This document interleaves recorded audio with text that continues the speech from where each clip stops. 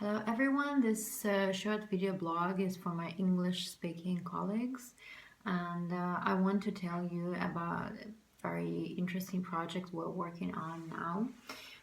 This project is implemented by the Alliance for Public Health, previously known as the International HIV/AIDS Alliance in Ukraine. There is so many information about projects, so many publications that there is no really time to read everything sometimes. So I decided to show it, to tell you about our project in this blog. This project covers gender aspect in harm reduction programs, and we already have kind of some history in developing those projects. The very first one specifically focused on gender was conducted under Sunrise program funded by USAID. At that time, that was 2010, we were focusing on a specific intervention that would be interesting for women. And we focused on self-help groups, on some additional services that would encourage women to use services. And what that project showed us is that when you start paying specific attention to female clients, then male clients start questioning, like, why is this so? And this is how we ended up in couples counseling for drug using populations.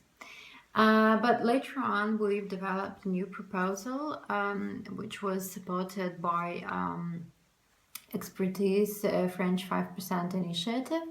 And this new project has a little bit different focus. Well, first of all, we have two target population in the project. One would be women who inject drugs and their partners, but also the focus of our attention as social workers. And we questioned, is it the specific services that needs to be delivered, or it is the ways, the method that those services are delivered? So we started with the formative research, and we looked at how social workers deliver services and what clients think about it.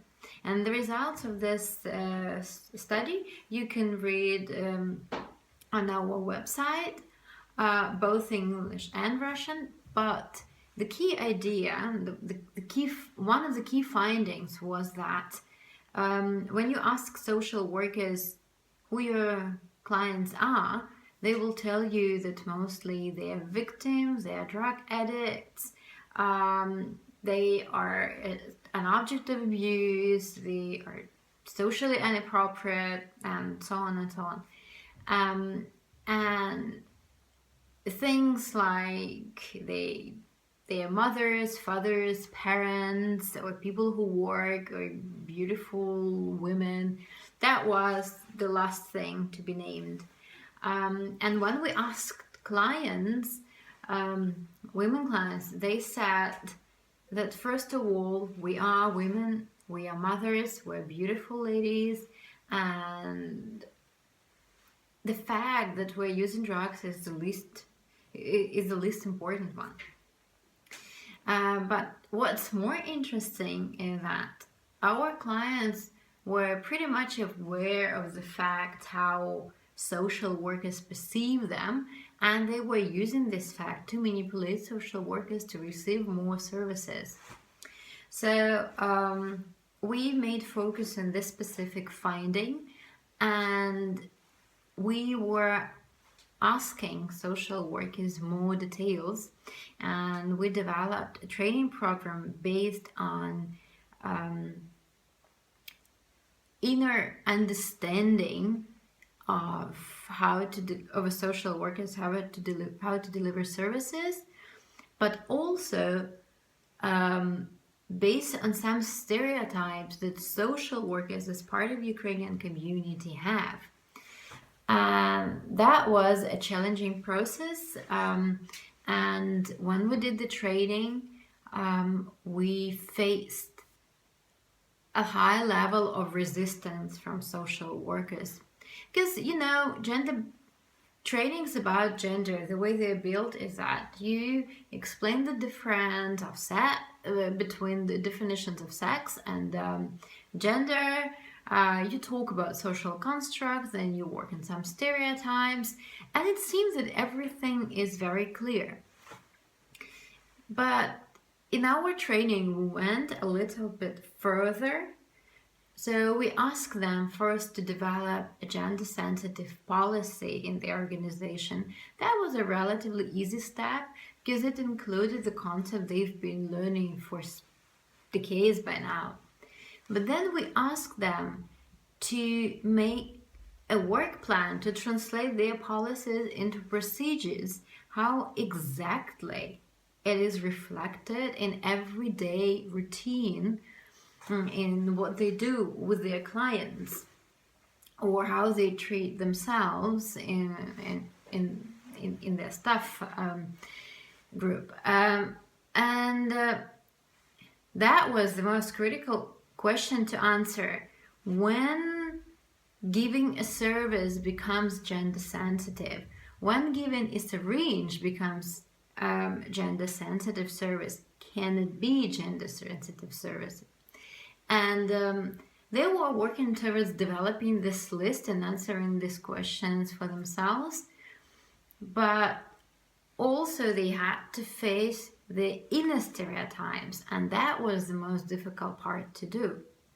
Because they had to face difficulties of their lives. They had to recognize some challenges they had to face, or a behavior pattern that they've learned from someone that wasn't their choice. So we knew we were on the right track when we had this resistance that was decreasing over time with the course of the training, but I can't say that we overcame it, because we believe that in order to change the philosophy of how you do it, you really, really, really need time. And we hope that in a year's time, they will change the way they think. Because gender-sensitive approach is all about you understand life.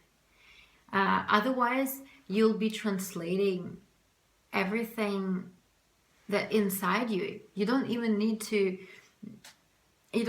say it sometimes, but this is what you're gonna do. This is how your behavior will look like, and the clients will read it from the way you move, from the words you say, from your face, from everything.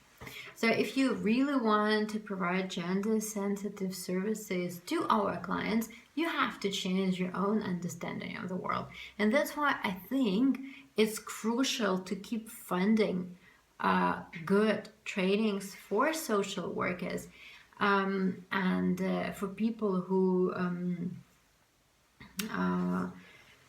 makes big planning in social work, is for people who do budgeting, because usually the social sector is always divided between the governance, between social workers, between finance people, and we say that in order to achieve a crucial number of people thinking differently, you have to train everyone on the team. And I think that's how our project is different.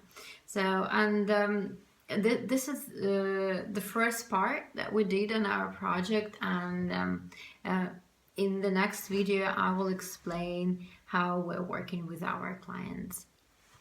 I hope you found this information very interesting, and if you speak Russian or you can at least understand some Russian, you can follow the link and watch our video that we created based on the results of the study that we received.